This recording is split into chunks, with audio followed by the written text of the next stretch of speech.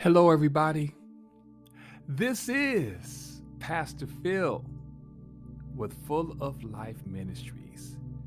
Today's message is entitled Surrounded by Good Company. Show me who your friends are, and I'll tell you who you are. This saying may be familiar to some and new to others, but this phrase echoes a sound that resonates in our day-to-day interactions with the company that we keep. We have to watch over our heart with all diligence, for from it flows the springs of life. Proverbs 4:23. You see, our heart, our feelings of love and desire, dictates to a great extent how we live, because we always find time to do what we enjoy. And what the Lord wants from us is to concentrate on those desires that will keep us on the right path. It's imperative that we recognize the company that we keep, because if we're not careful, their influence can change your character and prevent you from experiencing exponential growth.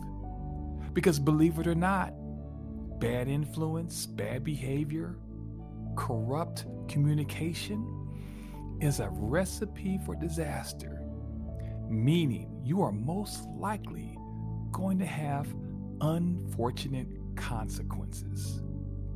1 Corinthians, the 15th chapter and the 33rd verse explains it this way. Don't be misled.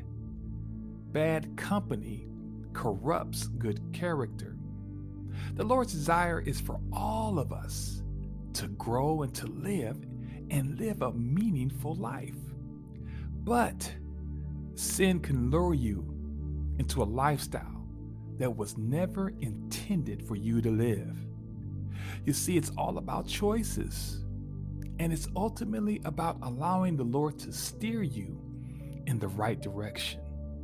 And the reason why I want to drive home this topic, this message of hope, is because when we associate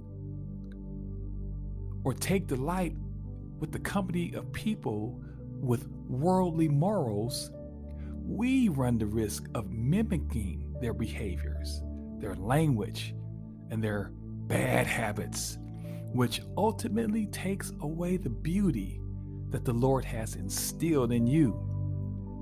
You see, there are always false teachers, people who appear to have it all together, but inwardly are falling apart.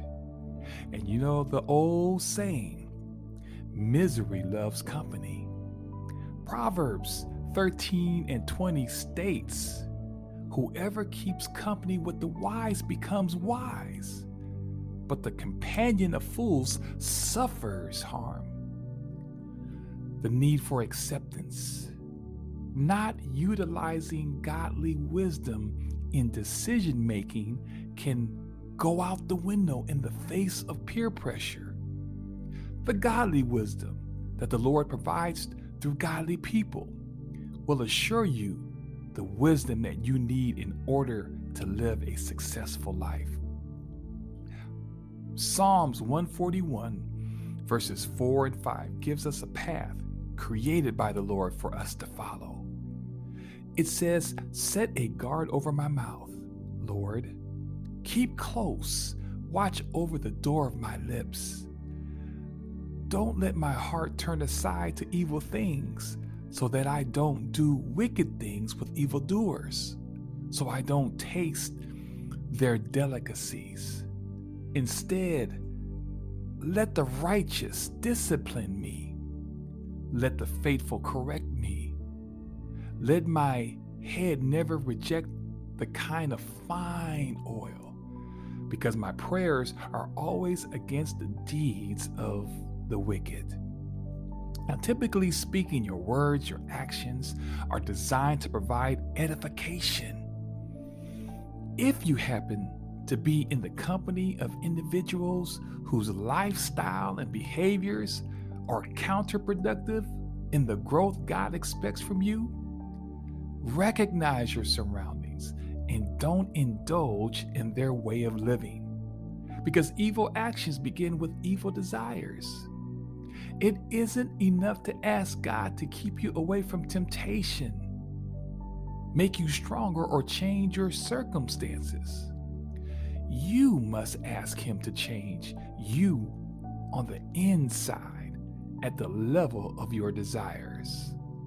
And I love verse 5 where it says, "Let or allow the righteous discipline me." This passage of scripture is stating a powerful and insightful message that being rebuked by a godly person is a necessity in personal growth. I mean, nobody likes criticism, but everybody can benefit from it when it is given wisely and taken humbly. Here's the key: don't refuse correction or godly wisdom. Consider it a kindness that is only to keep you stable and sound. And always remember to use your listening skills. Use your listening skills, because this will produce God's righteousness throughout your walk with Jesus Christ. James chapter 1 verses 19 through 20 says it best. It says everyone should be quick to listen, slow to speak, and slow to grow angry. This is because an angry person doesn't produce God's righteousness. Therefore, with humility, set aside all moral filth and the growth of wickedness, and welcome the word planted deep inside you, the very word that is able to save you.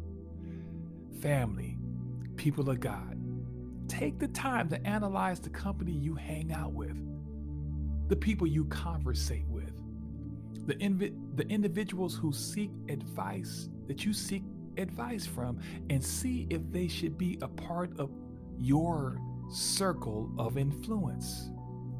Remember, prayer is always in order when it comes to your surroundings. For the Lord will send signals. He'll tap you on the shoulder, or He may send somebody your way that will provide a truth, which will be a long-term solution to a temporary problem.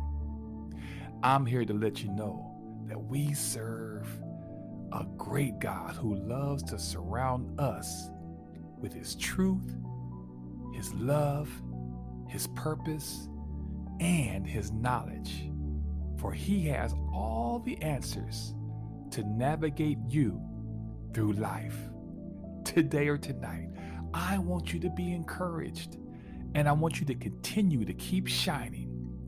And thanks everybody. Thank you guys so much for tuning in to Full of Life Ministries of San Diego. God bless you.